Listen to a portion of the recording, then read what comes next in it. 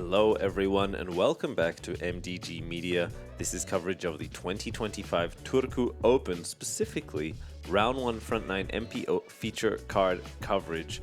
We had all sorts of conditions here on day one, but the sun is out, the fans are here, the players ready to go, and us in the booth. I'm Connor Wood, and with me, Mr. Elias Luukkonen.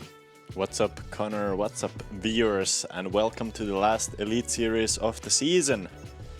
This is really the last big, huge international tournament we have in Europe in 2025. And that's quite exciting that we still have most of, not all, but most of the great American players here. Not American though, local legend Niklas Anttila. He was unable to find the win just last week at Worlds, ending in third. He was looking to find the Turku 2025 title. Calvin Heimburg, major winner from just 3 weeks ago in Estonia at the European Disco Festival. Pretty hot player right now. Wysocki, a player who in Europe has set some incredibly hot rounds. I believe held or holds the record for highest rated round in Europe from Tallinn last year. Very much true, third highest rated round of all time as well. And Gossage just got second in the World Championships. Pretty good stuff. Definitely a player that can utilize his backhand speed and even forehand speed on this course. There are a few holes, such as hole number 1, which really give you a big advantage if you can throw that disc a little bit harder. It's a very open par 4. The OB does get narrower the closer you get to that backside. I guess the normal good drive is about 120 meters off the tee. And then you have an easy approach, but with the hill under the basket and also the OB being well inside the circle on that right side and long side, it's gonna be pretty tricky to park this one. A lot of times people are a little short left.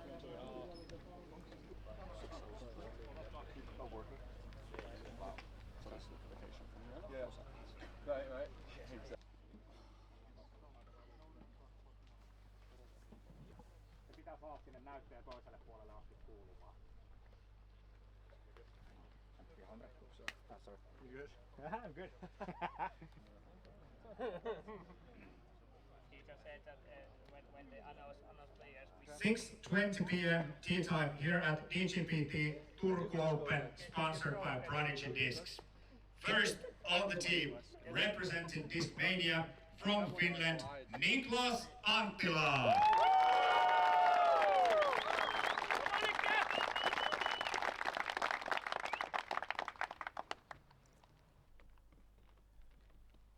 One of the favorites to win the tournament.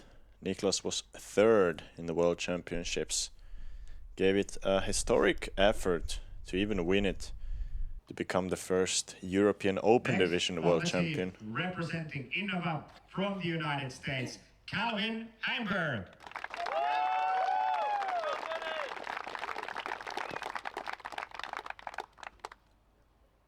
Calvin, now a Disc Golf Pro Tour major winner.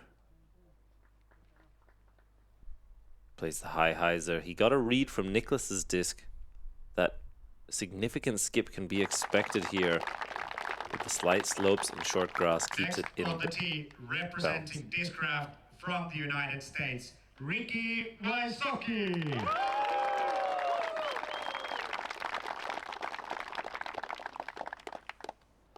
Yeah, I'd say the skips on this hole are pretty random. You do have these little up and down slopes on the fairway. This one is early left. Without a bad skip, it could stay safe. And fourth on the tee, representing Discraft from the United States, Gossage. I've said it in previous episodes, I'll say it again. You may think he's getting booed. He is not. Those are goose noises from the crowd.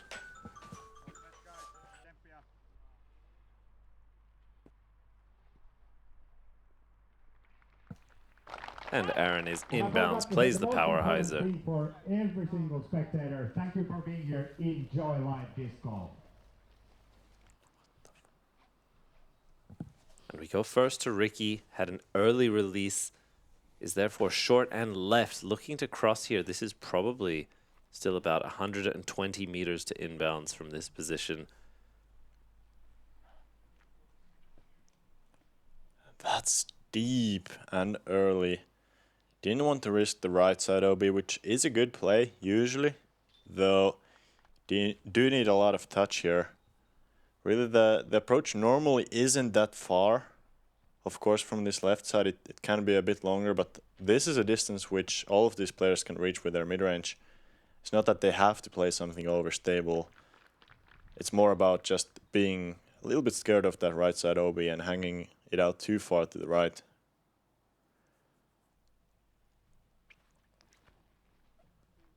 Calvin, a straight, a driven line. Is the height enough to get inbounds? It sneaks under the string at the last moment. Used every centimeter of flight he gave it. We go to Gossage, playing the forehand hyzer right at the Prodigy inflatable. Gets that stability nicely in time. And as you mentioned, Elias, a good drive will leave you an approach disc or mid-range into the green. We see very solid control. First to Anttila. Pretty big putt, even OB behind, but that is pure. Drive looked a little shaky, approach looked also a bit shaky, but the putt is perfect on the pole.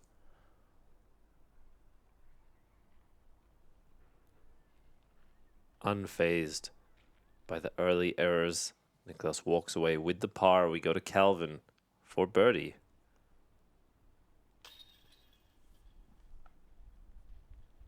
Not quite that routine that Calvin has been doing this year is looks like it's working usually really good for him. Reminds me a little bit of a darts throw, the way he's aiming that disc. And Ricky, big putt for the bogey. It's not really how you want to bogey. Of course, it has a lot of potential for big blow-ups, but it's certainly one of the easier birdies. It's only a normal hyzer off the tee and even a shorter normal hyzer on the second. Gossage, known as a strong thrower of the disc, has changed his putting form in recent months, weeks, years. We've seen a few different styles from him. And only Wysocki walking away with the bogey here on one. No birdies found, Elias. So surprising. We move on to hole 2. This par 4 plays 200 meters uphill, however, probably closer to 230 in its feeling. This initial shot has OB lining the left inside, sloping upwards as well as eventually right to left. As it wraps around the corner, players are playing a long hyzer shape that ideally lands somewhere here near this dirt patch or old tee pad. They are then left with this straight look into a late tunnel, which funnels very narrowly into a mulch entrance with a slightly elevated basket at the end. The first shot is really important to have any chance of birdie, so that is sort of the qualifier. I'd say par is mostly savable without an out of bounds, but the birdie get has to be a very specific and good tee shot. This one looks beautiful on the line. Needs to push. And look at that. The tee pad, or the old tee pad you mentioned, Niklas is literally standing next to that. So that's really the perfect drive. And from there, once again, just like hole 1, the approach isn't that far.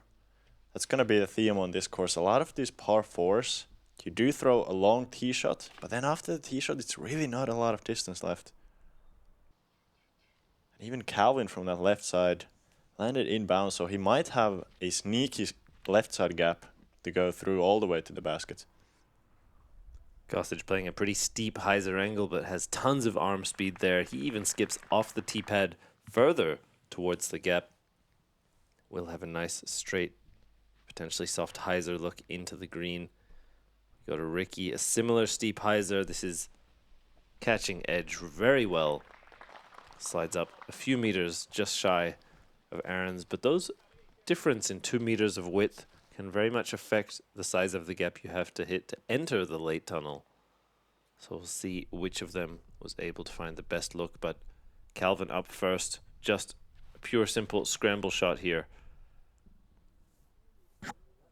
That was close to being a disaster, but instead he's gonna have pretty easy time getting up and down for the par. Really anything near that gap at the end of the fairway is gonna be good, usually for the par. Niklas looking unhappy with the shot, maybe something with the footing. Looked like he kind of stomped the ground after the shot, but really turned out quite okay at the edge of the circle there for birdie.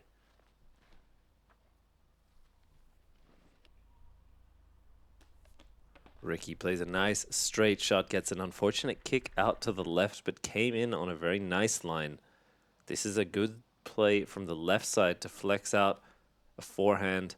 You get that turn into the tunnel, and the late stability keeps it straight. Very well done by Gossage there.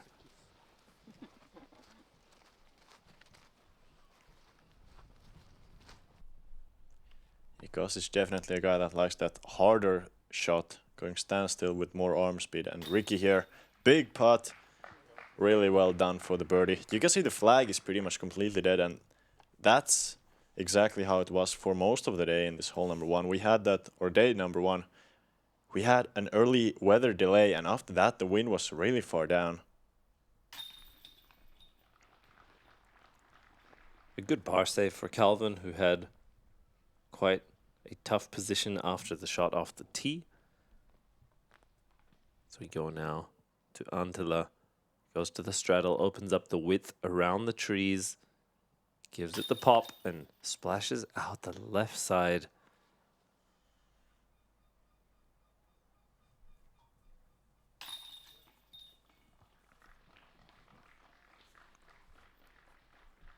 Yeah, really not the hottest of starts to our group here. I mean, Gossage is 1 under, which that's a fine start. You're not sad about being 1 under through 2. It's pretty common to miss at least one of them. Usually being this hole number 2 is actually kind of a good get. But you would think that some of these top players, especially in today's weather, they're trying to get to that 10, 11, 12 under par even. Definitely double digits. It's what these guys are looking for. As moving on to hole number 3, very deceivingly shaped hole. It's only 82 meters. Downhill, you have a late low ceiling and a mando left, so you have to throw a straight or slightly right turning shot. Shape's great for either a straight to slightly finishing forehand, or probably the purest shape on the fairway is going to be a slight turnover shot. Problem with the slight turnover is it's way more technical than this forehand hyzer. And what a brutal break off the tree. Looks to have fallen on the OB line. We'll get a closer look at what side. Ricky going for the backhand turnover. Pushes it initially very high out of the hand, but the turnover brings the nose down. He beats the ceiling with a good speed, effectively parked. Niklas playing the forehand. Will need to control the skip here, coming in pretty hot. I believe he is also just on the line, but a less friendly side. That's the problem with the forehand. It's so easy to find that right side OB. And with this backhand, you really can't be OB right with the ceiling. Love the play there from Calvin and Ricky. Just slam it into the ground with a slight anhyzer. Should be fine. And funnily enough, I believe that in the caddy book, it is saying that the string is not the OB line, but actually the poles. The OB stakes are the OB line. So if the string is attached to something on the ground and making it not fully straight, you should actually look at the stakes, not the string. But Aaron looks at the chains and finds him a great birdie putt. Puts him 2 down through the first 3. Now beginning to pick up the pace and forcing the others to join him or fall behind. This is Niklas for the par. After that slight skip into OB, that stroke trickles away with him.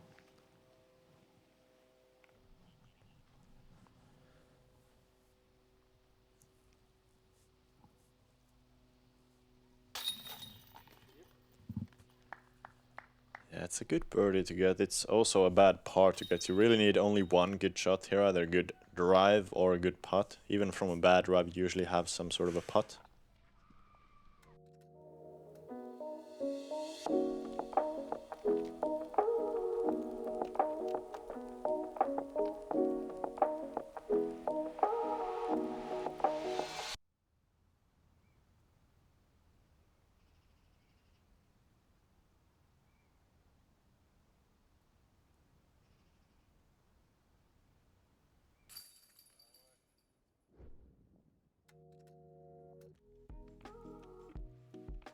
We will proceed now to hole 4, par 4, 211 meters, but uphill the entire way. Plays significantly longer, probably closer to 250 in all honesty. Players have to hit this gap here and get a long hyzer shape out into the field.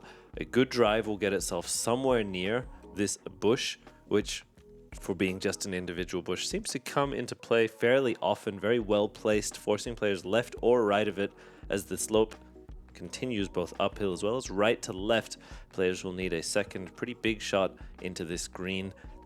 It's open, there's a soft slope, probably a little bit of wind, but it's very gettable for those who are comfortable throwing far.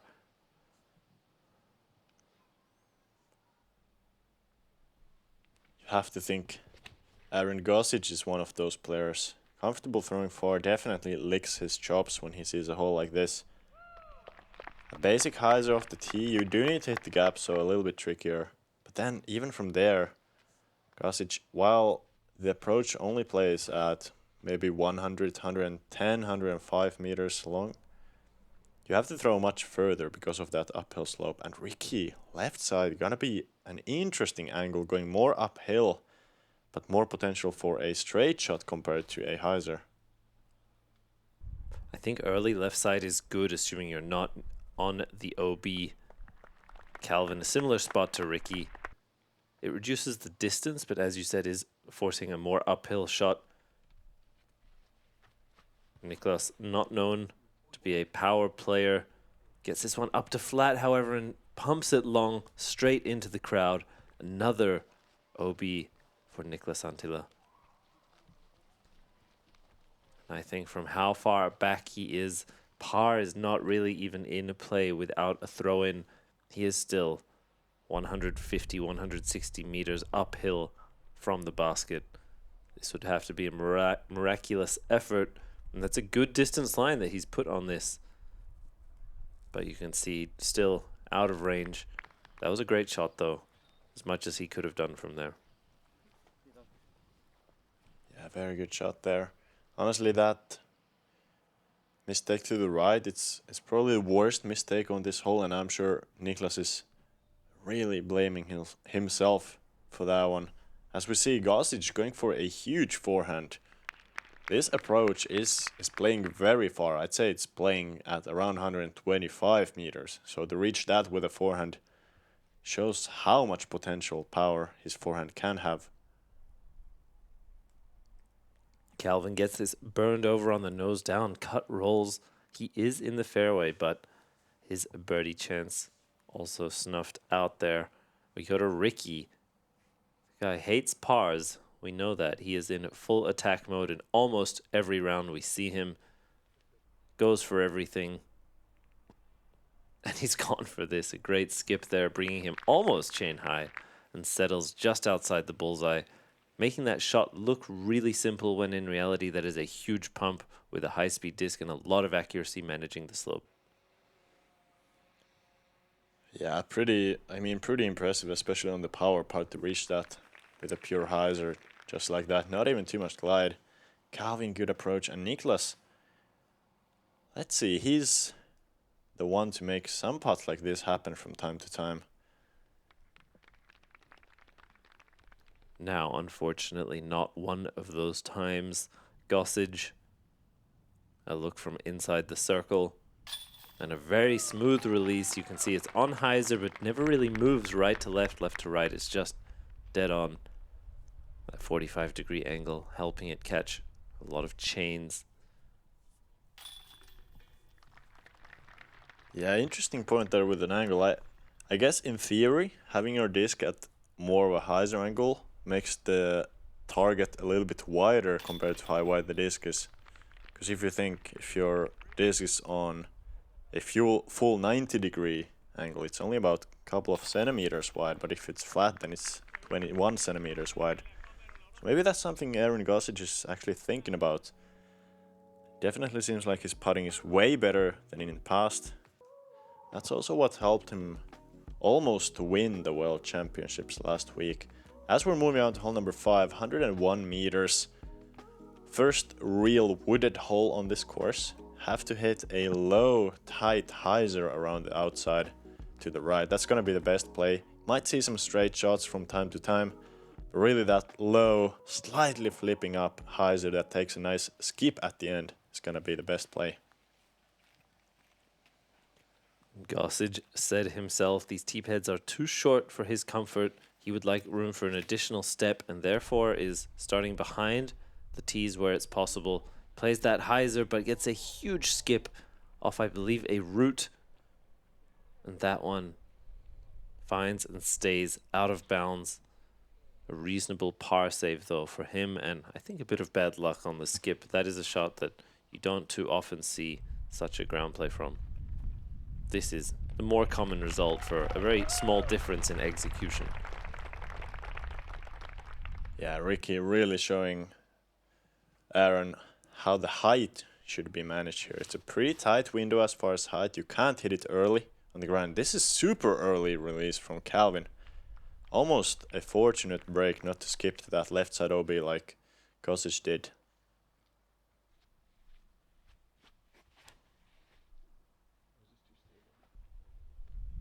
Niklas so smooth with it as well.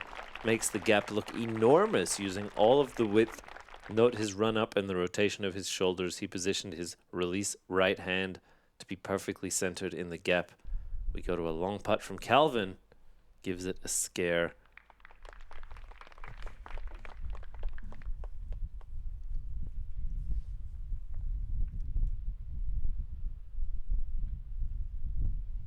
Hole 5, definitely one of the more exposed greens on this course, and that wind getting inside of Aaron Gossage's head didn't look like it really affected the flight of the disc.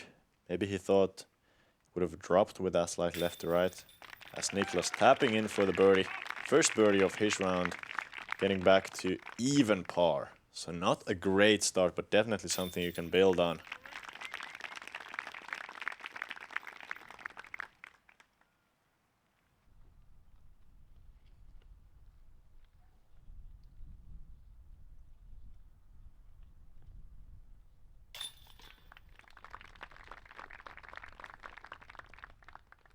Calvin, I think, known more for his strong tee to green game and statistics than putting, but he is also very dangerous within 30 meters.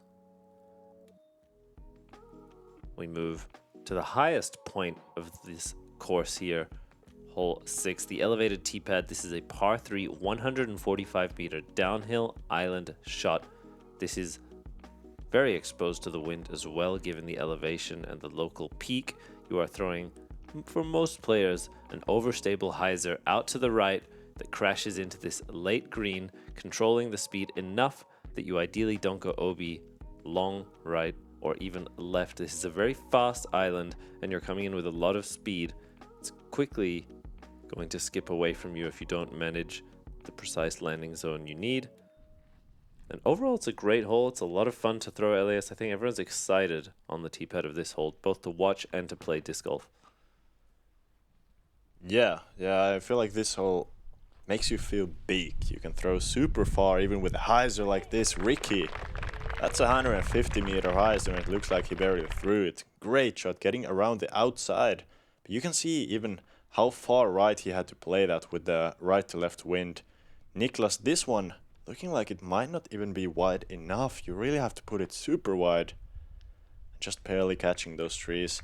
Really down to the player whether they want to crash in front of those trees or on the backside, or even if you don't feel like the most accurate player in the world, just aim at those trees and hope you miss them on one side. They'll often filter you to an edge of circle 1 putt. We see from Calvin a similar width to Ricky, just right of the peak of that initial tree. This is, assuming it's coming in, going to manage the width perfectly.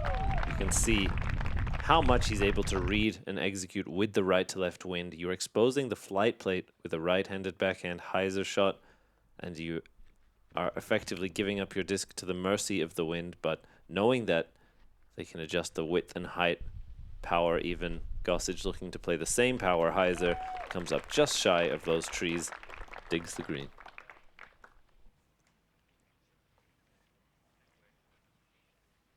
Solid number of people there out to watch.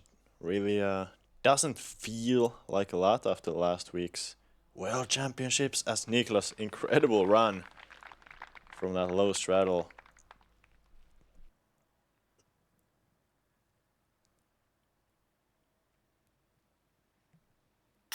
Gossage, a huge downhill delivery as well. He's put himself to 3 under now, meeting Ricky there, at least for this brief moment in time.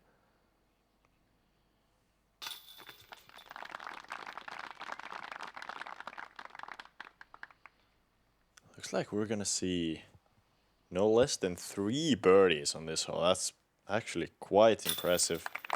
It's not a hole that you can expect to park, definitely not a hole that you can even expect to put in the circle consistently, just because of the distance and the wind. This is one of the calmer days, but you can still see that right to left wind being present.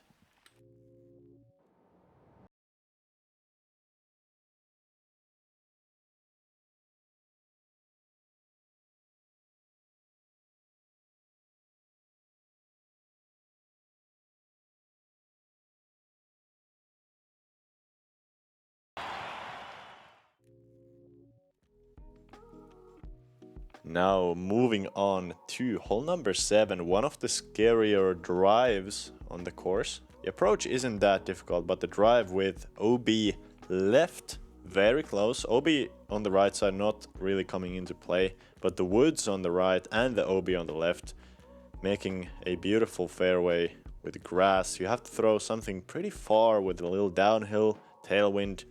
Want to throw about 130 meters on the drive. Finish a little bit right at the very end. The best way is going to be a roller or a forehand. So if you have that big forehand, go for it. If you have a nice flippy disc in your bag for a roller, go for it. From the perfect spot, you're going to have no more than 75 meters of an approach. So this is all about the drive on this hole. Once again, just like on hole number 2, I think I said, or maybe you did the description there. It's really all about a good drive, and Ricky there, slightly short in the corner, but still such little distance left that shouldn't be much of a problem. I would agree, and I'd like to see Ricky going to the roller here. It has a lot of potential. We're going to see the same from Calvin, but Ricky is really capable at throwing the long forehand hyzer as well, something that would position him there. I love to see him show his diverse skill set. Calvin hits the corner, curls through the gap, and ultimately ends wide open. Probably a short throw or even a long jump putt into the green. That shows the possibilities with the backhand roller. Let's compare the outcome to Gossage's huge forehand. Similar to Ricky's, still has some gaps to hit, but a lot of progress. A lot of power. Niklas going for the roller as well. Needs this one to keep turning. He is challenging the backside, but luckily the disc is understable. And that is going to be just perfect. It's not the longest of shots. He's really a little bit short of the gap still, but being on that left side is going to open up a nice hyzer approach angle. You can see overstable approach disc in hand, standstill shot. Not much that you can expect to go wrong with this one. Exactly. Even without the longest drive, you can go with a low-speed disc here. He hugs it very tight on the inside. Does not really push it through the gap as much as he would like. That early fade will leave him, I believe, just outside the circle, but he is putting for birdie. Ricky on an incredible streak of 5 in a row. That putt to make it 6 birdies in a row.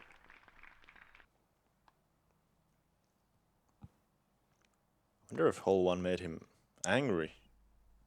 Because it certainly looks that way on the scorecard. Aaron Gossage, not known as being the touchiest backhand player, but look at this. Maybe getting inspired by Seppo Pajo being on a course nowadays owned by Seppo Pajo. One of the touchiest players of all time. Calvin shows some touch of his own. Let's see if Anttila can touch the birdie. He touches it but doesn't hold on.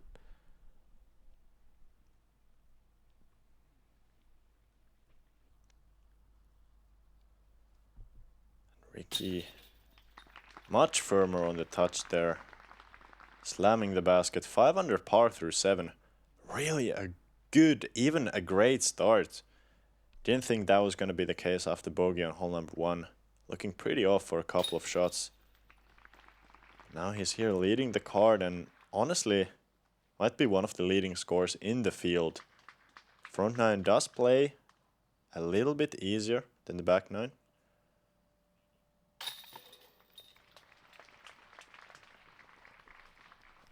And hole 7, I feel like a good drive here will give you a very easy upshot. We saw from Anttila, it did slip away from him, I would say.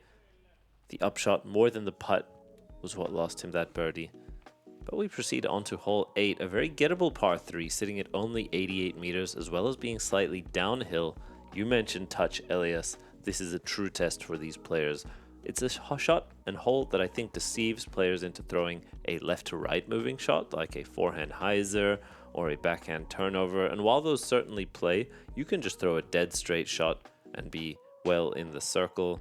It is a hole that encourages players to pick their best straight 80-meter shot and execute through a gap under a ceiling over the floor.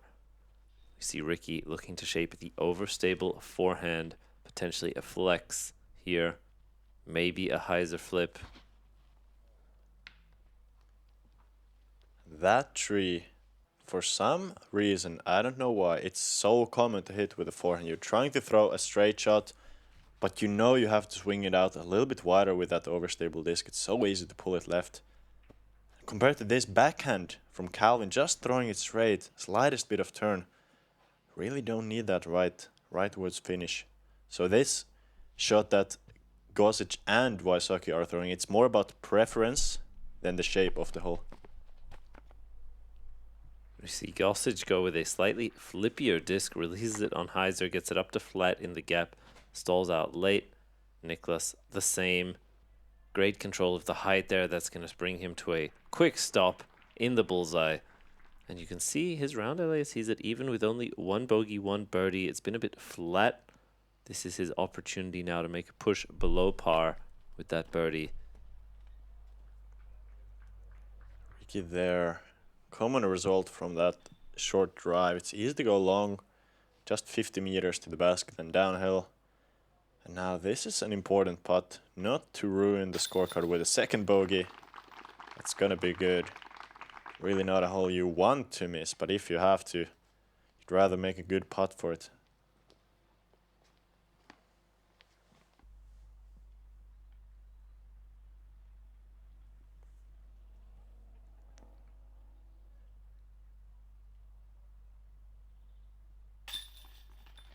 Just like that, Gossage continues his streak of no pars. Also now matching Ricky's 5 under with a single bogey.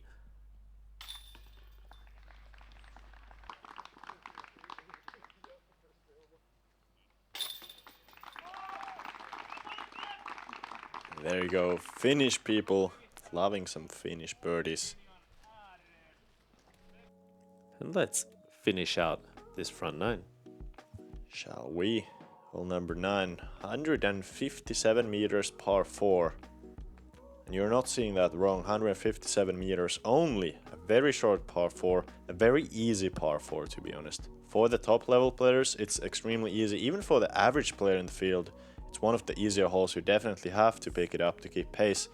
Straight shot off the tee is gonna be good with a fairway driver. If you want to get aggressive, throw that understable roller through the gap, potentially get within long jump putt distance, even on the first shot. And then really, only a bad drive here will make the approach difficult. From a good drive, you're gonna have 50 meters, open shot to the green. There is some OB inside of the circle on this hole, but the approach is just so short that you should never be outside of maybe 8 meters here. Calvin plays a hyzer up the middle, hits that single tree, which is an aiming point for a lot of players. If you can go just left of that, it will open up the best gap for a look into the green as it bends off to the right. You can go right of that tree and have a look. It just gives you a more pinched angle. Aaron's shot here, very good, very long. That late skip and forwards push around the corner will make a world of difference for him. Likely a forehand hyzer. We go to Niklas. This feels like a really nice shot for Niklas, and there you go. Just that perfectly straight fairway.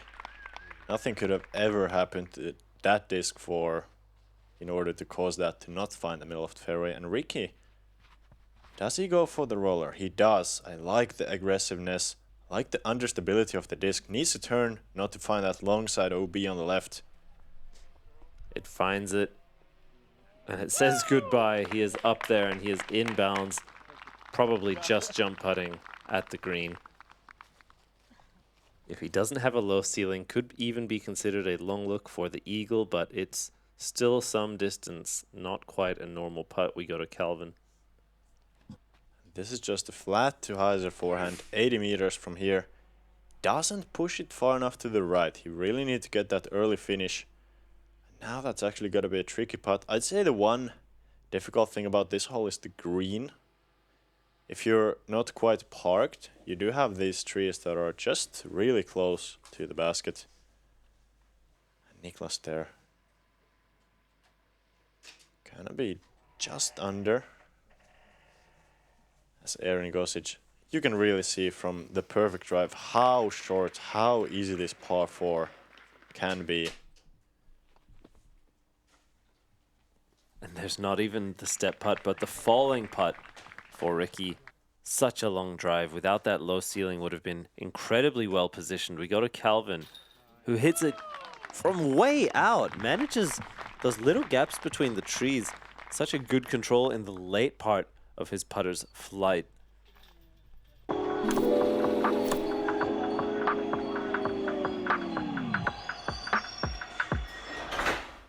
Bang.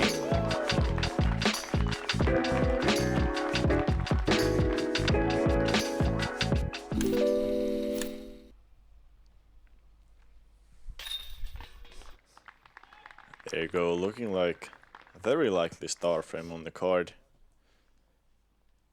Goose even putting with the bag on.